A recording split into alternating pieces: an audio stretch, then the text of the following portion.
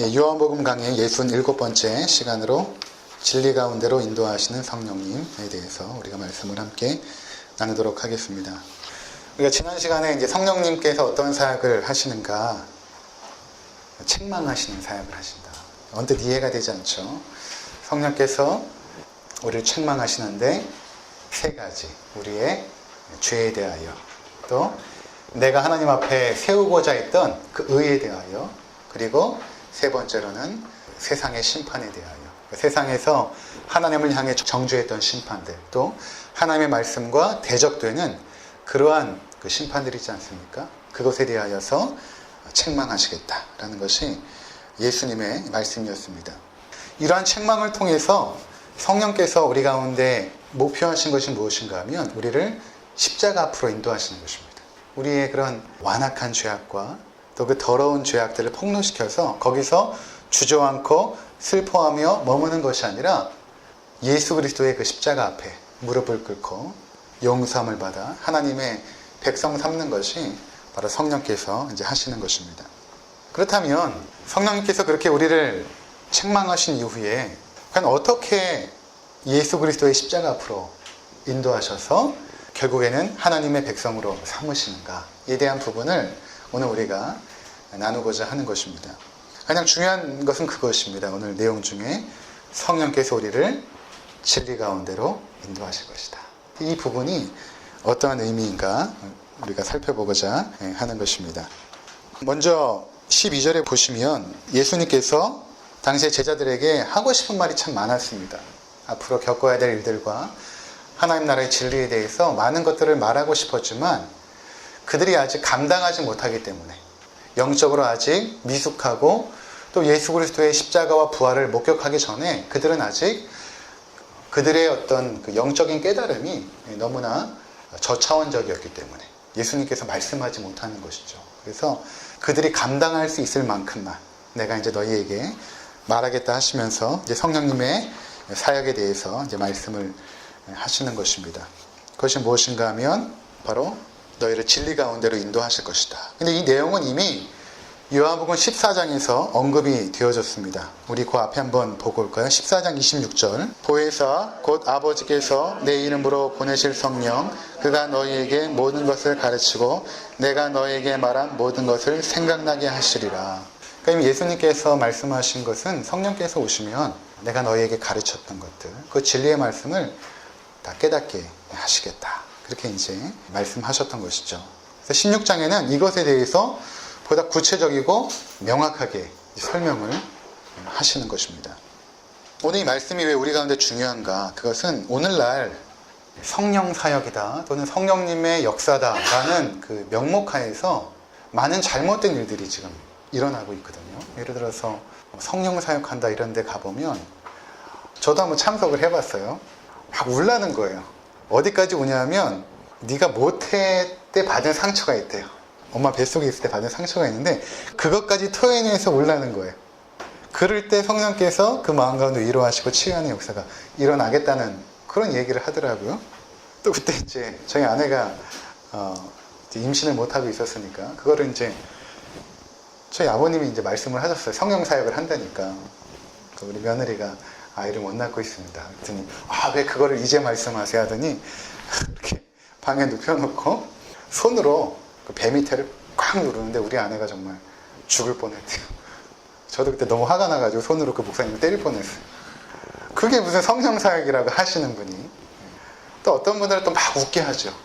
그리고 어떤 곳에서는 기도 가운데 이렇게 쓰러지게 하죠. 그래서 왜 쓰러지는 게 중요한가? 그게 그분들은 생각할 때 성령님의 임재와 이 건의심이다 이렇게 말을 합니다. 성령께서 거늘기 때문에 쓰러진다는 거예요. 실제로 그런 일이 있어요. 이렇게 기도할 때 넘어지기도 하고 또 뭔가 예언을 하기도 하고 당신에게 뭐가 보입니다. 앞으로 어떤 것들이 있을 것 같습니다. 제가 지금 기도하는 중에 뭐가 보였고 뭐가 있을 것입니다.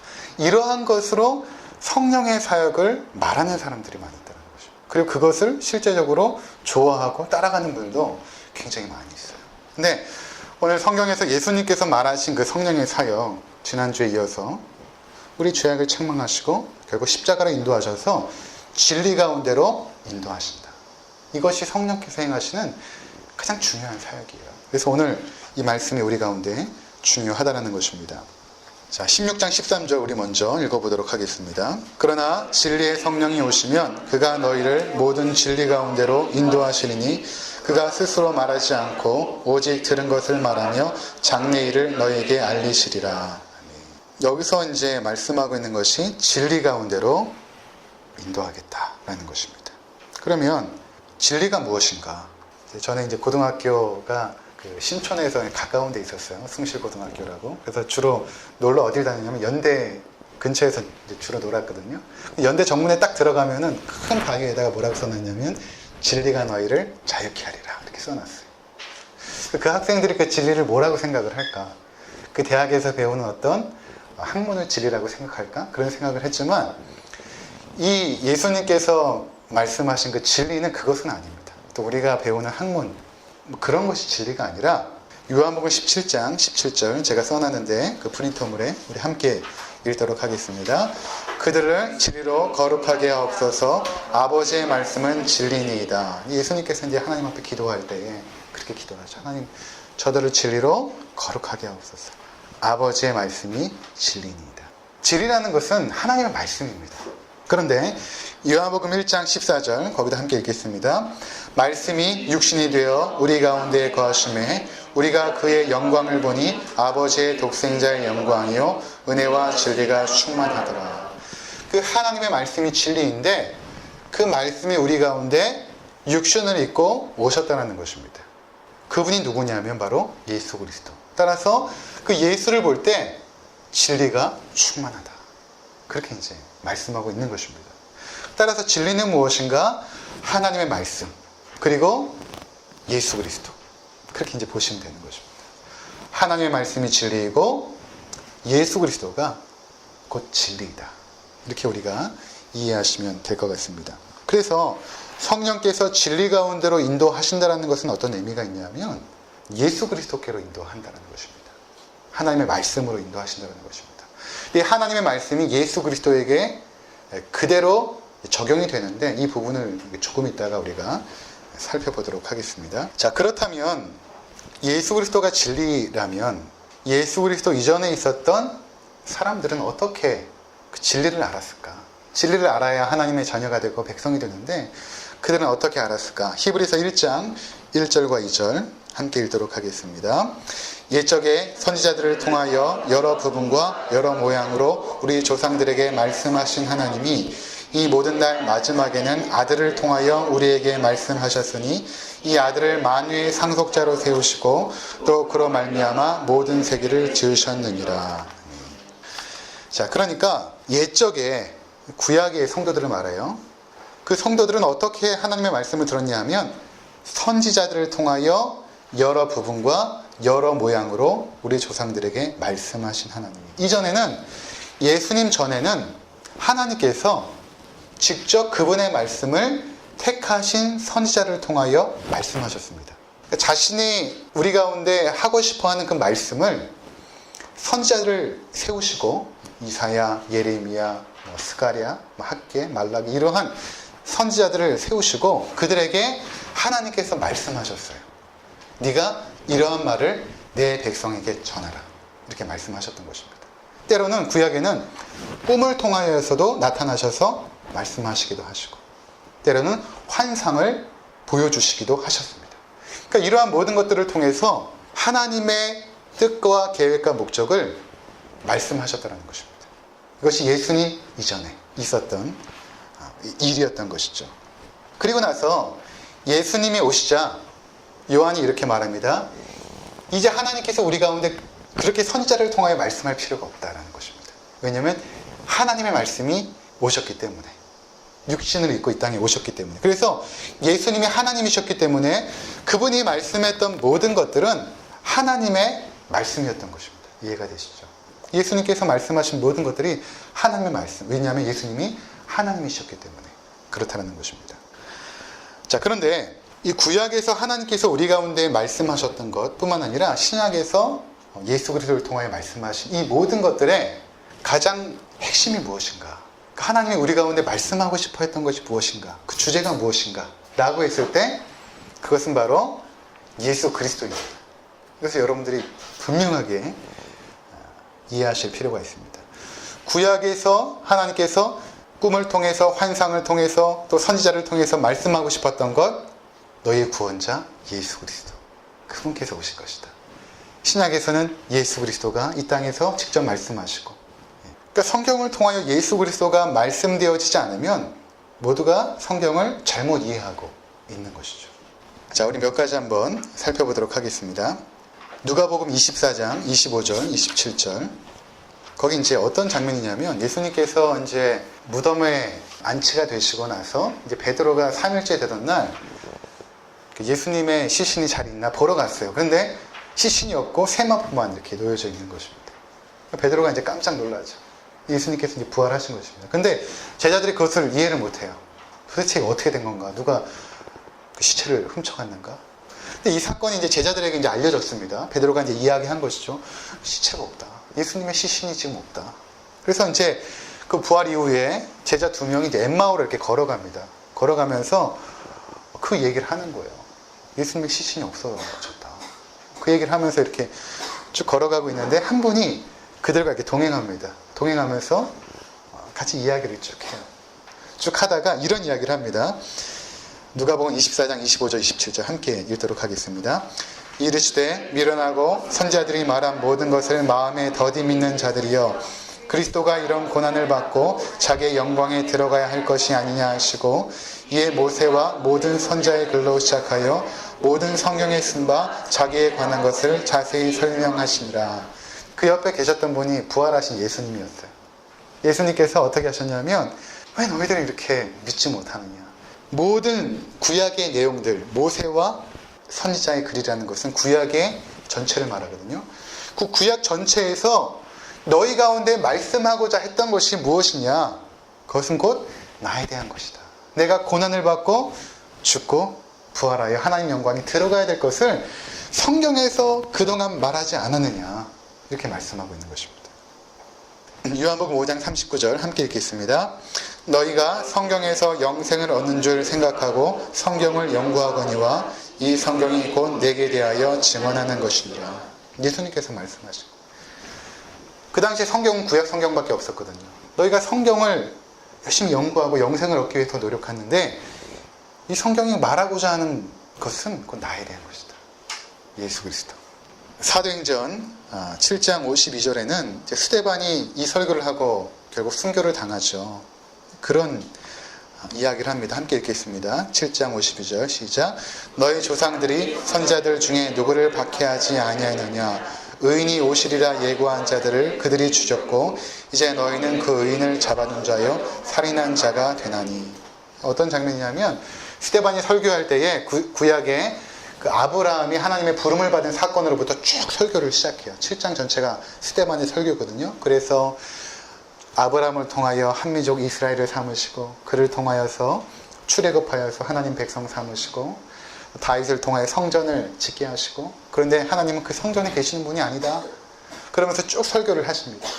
일단 이제 마지막에 뭐라고 말하고 있냐면, 그렇게 하나님께서 선지자를 통하여서 오실 그 예수 그리스도 구원자를 얘기했지만, 너희가 이 땅에 오신 그 예수 그리스도를 너희 손으로 십자가에 못 박아 죽였다, 이렇게 말하는 것입니다. 구약에서 말한 그 모든 내용을 요약하여서 예수 그리스도께 적용하고 있는 것입니다. 또 사도행전 18장 28절에 아볼로라는 그 제자가 복음을 증거하거든요. 그때 이러한 말씀을 합니다. 사도행전 18장 28절 함께 읽겠습니다. 이는 성경으로서 예수는 그리스도라고 증언하여 공중 앞에서 힘있게 유대인의 말을 이기미로라. 아볼로가 복음을 증언할 때 이렇게 했다는 것입니다. 성경을 통하여, 그 당시 구약 성경, 그것을 통하여 예수가 그리스도다, 이것을 말했다는 것입니다. 자, 그러니까 구약 성경 전체는 예수 그리스도를 말하고 있고 신약 성경 전체도 예수 그리스도를 말하고 있는 것입니다.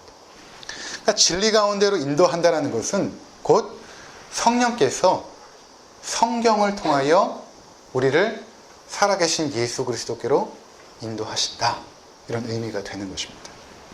그래서 당시에 예수님의 제자들은 성령이 임재하기 전에 예수님께서 행하신 사역과 그분의 말씀을 도무지 이해를 하지 못합니다. 예를 들어서 요한복음 2장에서 예루살렘 성전을 향하여서 너희가 이 성전을 헐라 내가 사흘 만에 세우겠다 이렇게 말씀하셨더니 제자들이 깜짝 놀랐죠.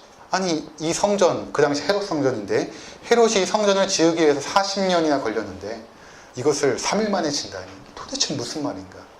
거기 한번 읽어보도록 하겠습니다. 19절부터 22절 우리 함께 읽겠습니다. 예수께서 대답하여 이르시되 너희가 이 성전을 헐라 내가 사흘 동안에 일으키리라. 유대인들이 이르되 이 성전은 46년 동안에 지었거늘 내가 3일 동안에 일으키겠느냐 하더라. 그러나 예수는 성전된 자기 육체를 가리켜 말씀하신 것이라. 죽은 자 가운데서 살아나신 후에야 제자들이 이 말씀하신 것을 기억하고 성경과 예수께서 하신 말씀을 믿었더라. 그러니까 제자들이 이 말씀을 기억하고 믿었던 순간이 언제냐면 예수님께서 죽으시고 부활하시고 승천하시고 성령을 보내셨을 때, 그때 성령이 임재하죠. 그때 예수님께서 말씀하신 그것이 바로 곧 자기 육체를 가리켜 말씀하신 것이구나. 성전이라는 것은 하나님과의 만남의 장소인데 하나님을 만날 수 있는 유일한 길은 이 건물이 아니라 곧 예수 그리스도 한 분뿐임을 그때 말씀하셨구나 라고 깨달았던 것입니다. 요한복음 12장에도 이런 내용이 나와요. 예수님께서 이제 그 예루살렘에 입성했을 때 온 무리들이 종려나무 가지를 흔들며 호산나 다윗의 자손이여 외치지 않습니까? 그때 예수님께서 굉장히 번거로운 과정을 걸쳐요. 너희가 그 나귀를 끌어오라. 한 번도 타보지 않은 나귀를 끌어와라. 내가 그 나귀를 타야겠다. 말을 타도 되시는데 굳이 나귀를 타시겠다는 거예요. 그것도 한 번도 타보지 않은 그 나귀를 타시겠다는 거예요. 그래서 너희가 저쪽에 가보면 나귀가 있을 것인데 그것을 가져와라. 그리고 그 나귀를 타고 입성을 하세요. 제자들이 도무지 이해를 못하죠. 왜 예수님께서 굳이 나귀를 타시려고 하는지. 다 읽지 않고 요한복음 12장 15절 16절 거기만 읽겠습니다. 시작. 이는 기록된 바 시온에 따라 두려워하지 말라. 보라 너희 왕이 나귀 새끼를 타고 오신다 함과 같더라. 제자들은 처음에 이 일을 깨닫지 못하였다가 예수께서 영광을 얻으신 후에야 이것이 예수께 대하여 기록된 것인과 사람들이 예수께 이같이 한 것임이 생각났더라. 자, 그 나귀를 타고 입성하신다라는 것이 구약 성경 스가랴에 등장하거든요. 예수님께서 그 말씀을 성취하시는 것을 성령이 임한 후에야, 예수님께서 영광을 받으신 후에야 제자들이 깨닫게 되었다는 것입니다. 그래서 예수님께서 그때 그렇게 하셨구나. 예수님이 행하신 모든 일들과 그분의 말씀, 그분의 모든 인격들이 성령이 임재한 후 깨닫게 되었던 것이죠. 그 당시 제자들은 그렇게 되었다면 오늘날 우리 성도들은 어떨까요? 우리 성도들은 마찬가지로 성령님이 임할 때에 이 기록된 성경의 말씀이 비로소 깨달아지는 것입니다. 성령님이 임하지 않으면 그냥 성경이 교양서적, 인문서적 또는 종교적인 경전으로 읽혀져요. 근데 성령님이 임하시면 여기서 하나님 말씀을 우리가 듣게 되거든요. 그래서 요한일서 1장 20절 거기 한번 읽도록 하겠습니다. 너희는 거룩하신 자에게서 기름 부음을 받고 모든 것을 아느니라. 거룩하신 자 성령님으로부터 기름 부음을 받고 성령의 기름 부음을 말합니다. 모든 것이라는 것은 성경에 나와 있는 그 모든 내용을 알게 된다. 또 요한일서 1장 27절 함께 읽겠습니다. 너희는 주께 받은 바 기름 부음이 너희 안에 거하나니 아무도 너희를 가르칠 필요가 없고 오직 그의 기름 부음이 모든 것을 너희에게 가르치며 또 참되고 거짓이 없으니 너희를 가르치신 그대로 주 안에 거하라. 성령의 기름 부음을 너희가 받으면 그것을 통해서 하나님 말씀을 너희가 깨닫게 된다는 것입니다. 기름 부음인 너희 모든 것을 너희에게 가르친다. 그렇게 말씀하고 있죠. 이 성령님이 임하기 전에 그 이어령 교수라고 있죠. 문화부 장관을 역임했던 이어령 교수는 성경을 굉장히 많이 읽었던 사람이에요. 그런데 그때 읽었던 그 성경은 그냥 문학 작품으로, 또 성경에 나와 있는 내용들은 신화적인 내용으로 그렇게 이제 읽었다고 합니다. 거기서 하나님 말씀을 듣지 못했죠. 그런데 그가 이제 예수님을 인격적으로 만나게 된 이후에 그가 이제 성경을 대하는 모든 것들은 달라졌습니다. 이제 성경을 통하여 하나님의 말씀을 그가 비로소 듣기 시작합니다. 도올 김용옥 교수라고 있습니다. 이분도 성경을 많이 읽는 분 중에 하나예요. 그런데 아직까지 예수 그리스도를 인격적으로 영접하지 못했습니다. 성령이 임하지 않았죠. 그래서 그러니까 요한복음 주석과 로마서 주석을 썼고 저도 읽어보았지만 아직 성령이 임하지 않았어요. 그래서 구약 성경을 인정하지 않습니다. 구약에 나타난 하나님이 사람을 죽이기도 하고 전쟁을 일으키기도 하는데 어떻게 그런 구약 성경을 여러분 믿습니까? 쓰레기 같은 것입니다. 이렇게 말하기까지 해요. 근데 제가 말씀드렸다시피, 아니 성경에 말씀드렸다시피 구약은 예수 그리스도를 말하고 있어요.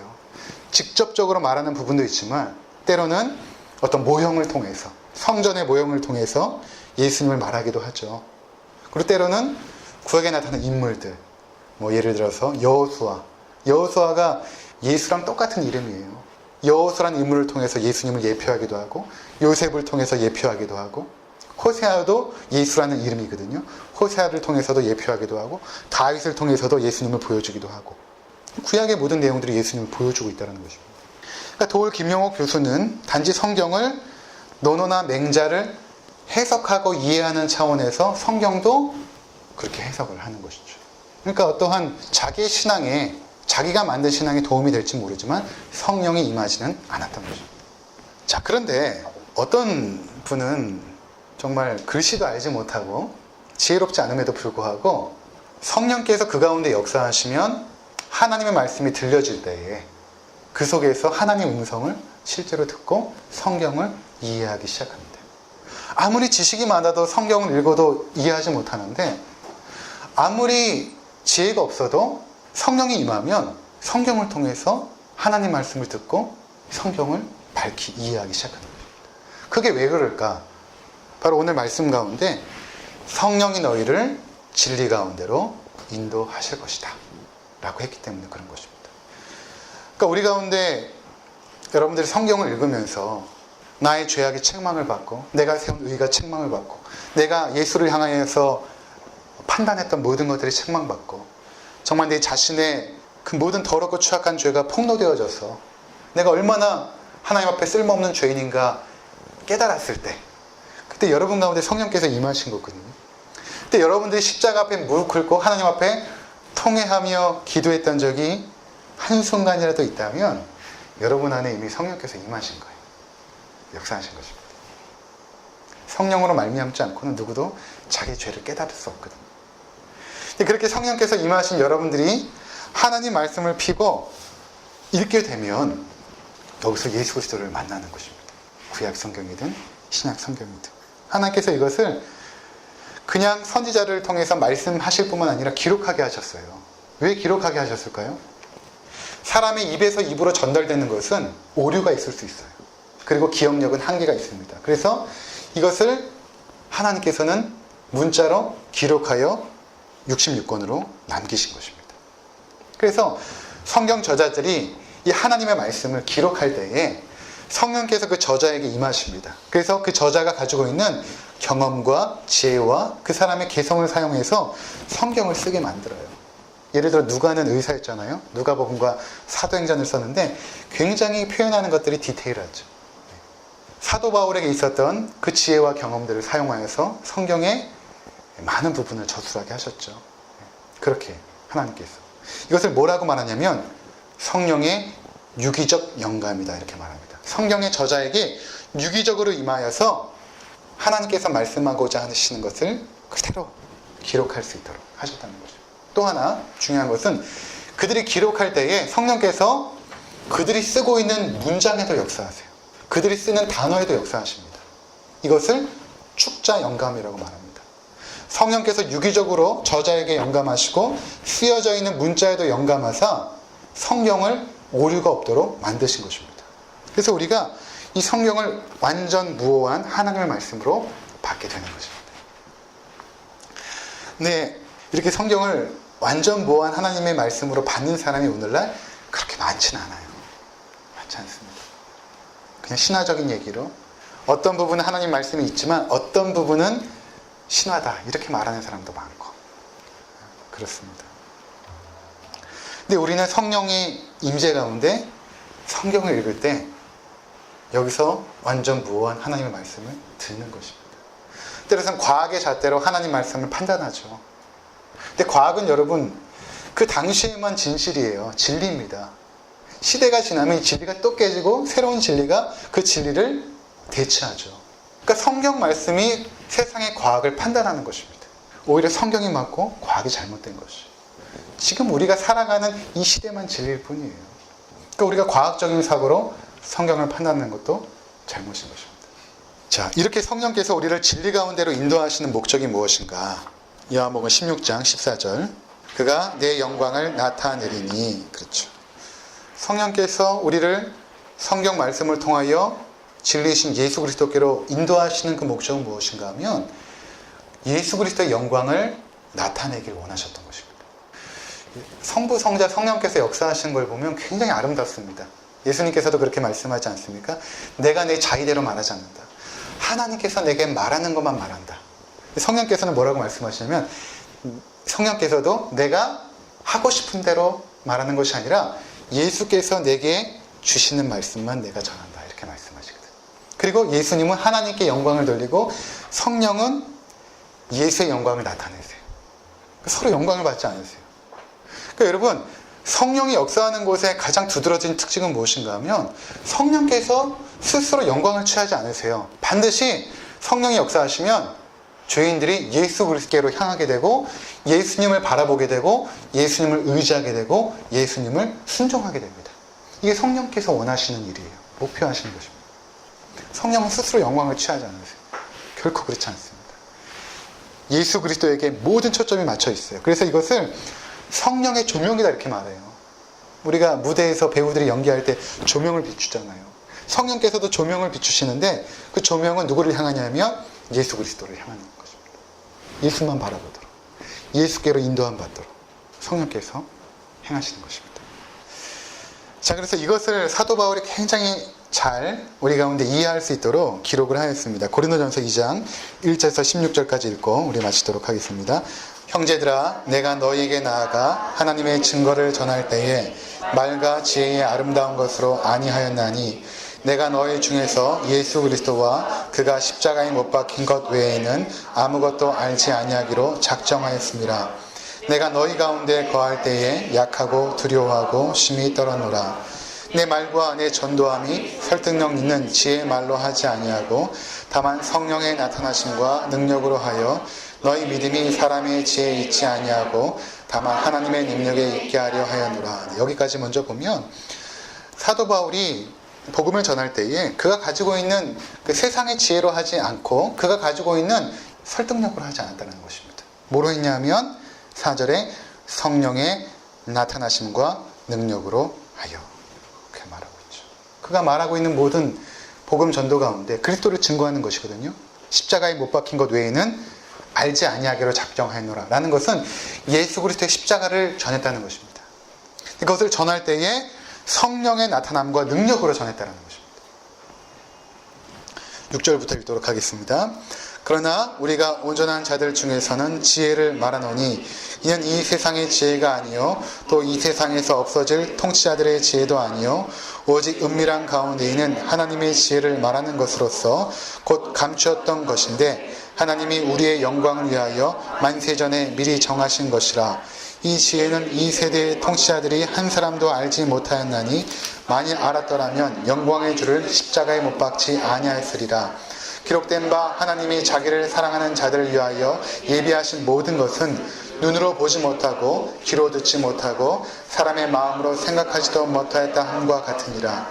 오직 하나님이 성령으로 이것을 우리에게 보이셨으니 성령은 모든 것 곧 하나님의 깊은 것까지도 통달하시느니라. 여기까지만 우리 읽도록 하겠습니다. 하나님께서 이미 창세 전에 예비하신 하나님의 비밀, 그 우리를 구원하신다는 그 비밀은 세상의 지혜로는 도무지 알 수 없다는 거예요. 아무리 공부하고 연구하고 해도 알지 못해요.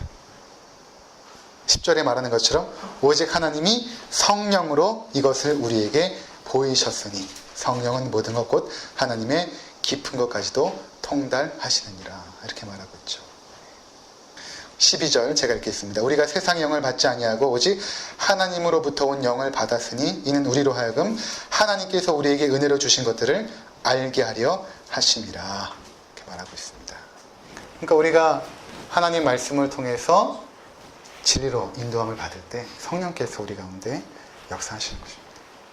아까 말씀한 것처럼 요한일서에 누구의 가르침도 필요 없이 모든 사람이 제사장이 되어서, 이전에는 제사장과 선지자들만 하나님 말씀을 읽고 이해했거든요.